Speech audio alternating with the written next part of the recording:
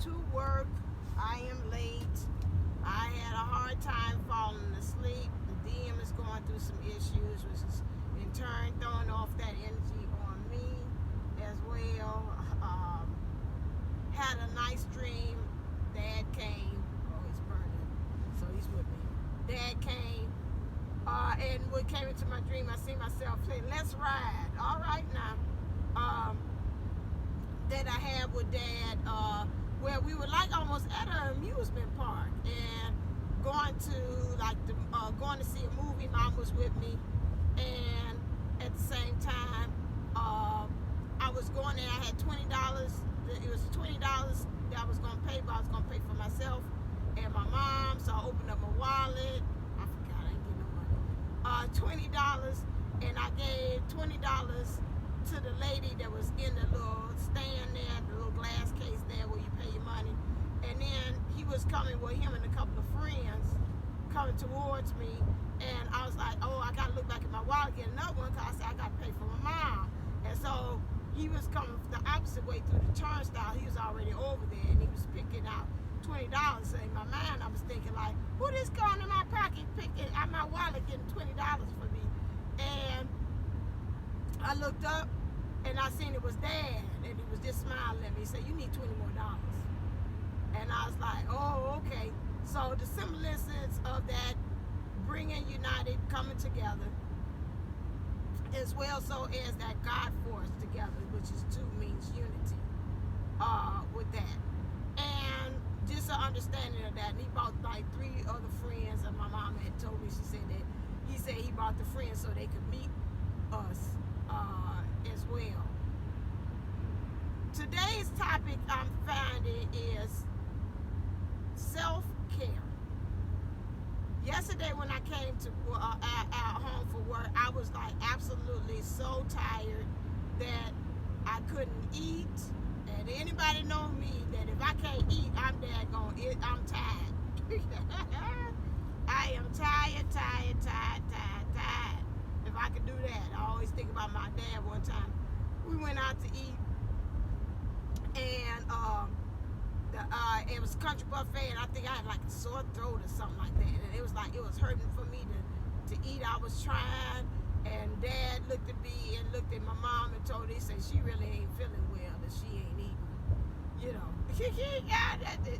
All the word says sunshine.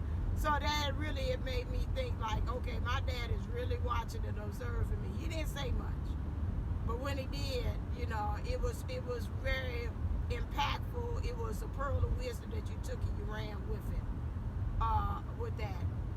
So my thing is, it's so funny, every time when I mention him, the sun goes to shining extremely bright. And I told you my dad's name is Brilliance, and I'm the female derivative of Brilliance as well. So my thing is self-care. As I'm watching the DM and I'm observing, which means I'm watching my DM self and how it's thinking, I'm looking and seeing a lot of things, and I watched Jubilee 1111 say not to rehearse the past, which in the past I used to say, oh, your thinking ain't right, and this yada, yada, yada, oh, this ain't gonna work, oh my God, you know. However, this time what I'm doing is differently. I want to rewrite the script and saying that, you know, I see it, but then I address it in a loving way and say, you still go on and be free to do whatever you want to do. As far as after I've said this, because I'm gonna give my perspective on it. And it's something I told you the other day, he's going through something that now I'm seeing he's getting to the point that he's really sacrificing himself to. I was like, okay, where is you? Like in us, where's the you? Where's the you taking care of yourself and making decisions that make sure that it protects you too in there? I understand about sacrificing, like say you rehearsing the past and you feeling sorry and guilty about some things that you have done, and so you're operating from that space of making that type of decision in which you're like, well, I gotta sacrifice because I owe this person this in return because of what they did. And you know, we got to get to that point in that space of understanding that, you know, in the past is the past, and we don't owe anybody for the decisions that we pretty much made. And that's why I talked to you all about yesterday of being, or the day before, unapologetically you. Just being you, the you in us. In order for you to do that in your true identity, you know, the world needs you to really be a true expression of who you are. There's nobody out there.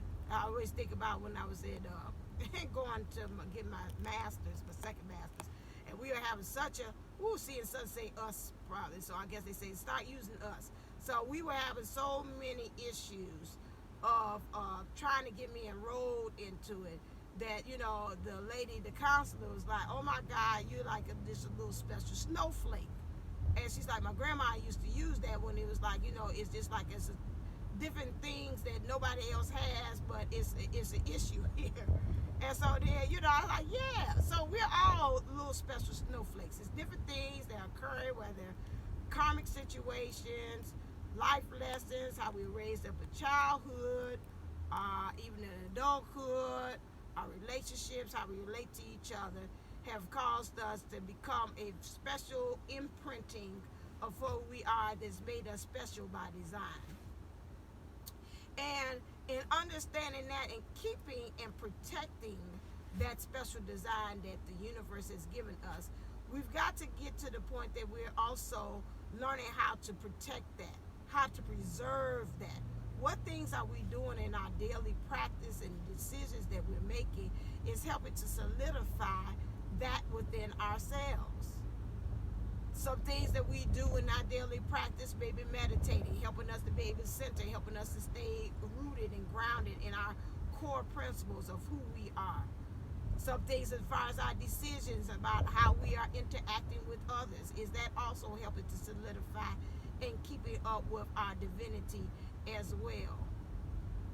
That is why we are on this twin flame journey, is for us to be able to remember to come back to our sovereign being, to come back to that clean slate, and to understand that, again, in our practice and all that we do, we're helping to solidify who we are. And that's why I said about the self-practice. Like yesterday, I just came home and I just fell out. I just went to sleep. I watched maybe about one program, and then before I know it, I was off into la la land. I was sleep.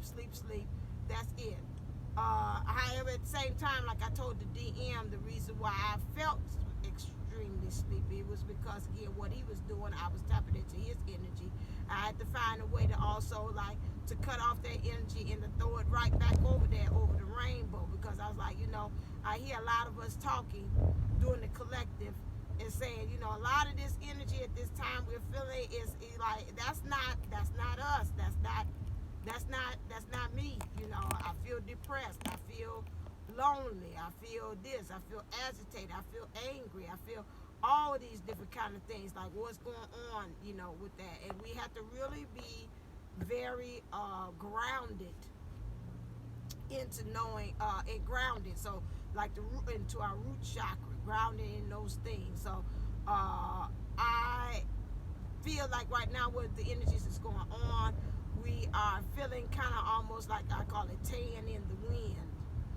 Like I see a balloon as I'm saying that, in which we got to find ourselves being anchored and tethered onto something that keeps us grounded, a tree or something like that. I keep on saying I'm going to make this meditation, but definitely while I'm off, I definitely will do that, about our understanding of our self-worth. Because I'm seeing that not even just in us as in the divine feminine, but the divine masculine needs to have that as well, of understanding that, you know, just because we saying no to something or not being able to do something does not send a message that's saying I'm not there or supporting. We have to kind of get to a point that I think a lot of us, in understanding self-care, going back to that again, the power of no. You know, no, I'm not going to do this. You know, no, I'm tired. I got to take off. A lot of times I have to kind of say that even with my mom. As I'm taking care of state stuff, she'd be like, I need you to do this now. Did you call this place now? Did you do this place now? And I had to tell her, you know, like, no. You know, understand? I don't operate like you do. You operate in ways, you know, like even her and dad. Let's take care of this now. I'm not on that. I go by either spirit and vibrations, and sometimes I do be a little kind of lazy. You know, they say, okay, I procrastinate on some things. Sometimes I do need that fire to say, okay, get up and let's go on here and let's do it. And sometimes I get overwhelmed, like I told the DM.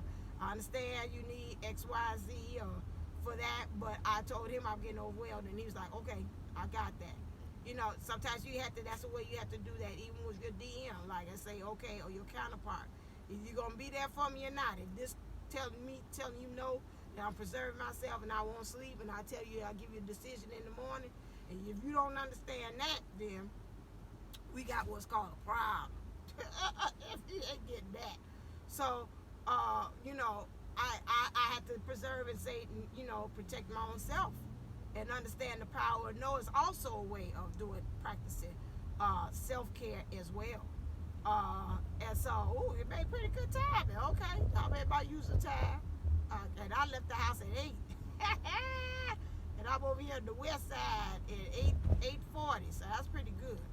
Although, again, I'm supposed to be at work at 8:30. Don't tell nobody. Shh. Anyway, I get there. Pray for me on that. That's another self-care. Get myself together, but I just couldn't push myself. I was like, I get there when I get there. That's another practice, self-care. Don't push yourself if you ain't ready. If you just like, hey, I ain't feeling it. I'm sorry, I'm not. I'm just not feeling it. I can't push it. I can't make myself go 80 miles per hour to get ready to go for work. You know, I just can't do it. I might want to do it, but it wasn't in me. And I was like, I let the powers that be handle that for me to get there when I get there.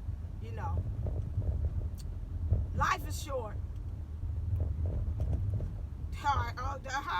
Heard the beep from Archangel Raphael. He said that's true, and we got to pack it with as much stuff that's memorable for us to make it as enjoyable for us, and have a right temperament of sacrifice.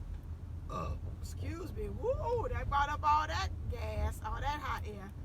They say how I'm digested, so that was something they need to release. That temperament for enough as far as what makes us happy, what makes us pleasurable.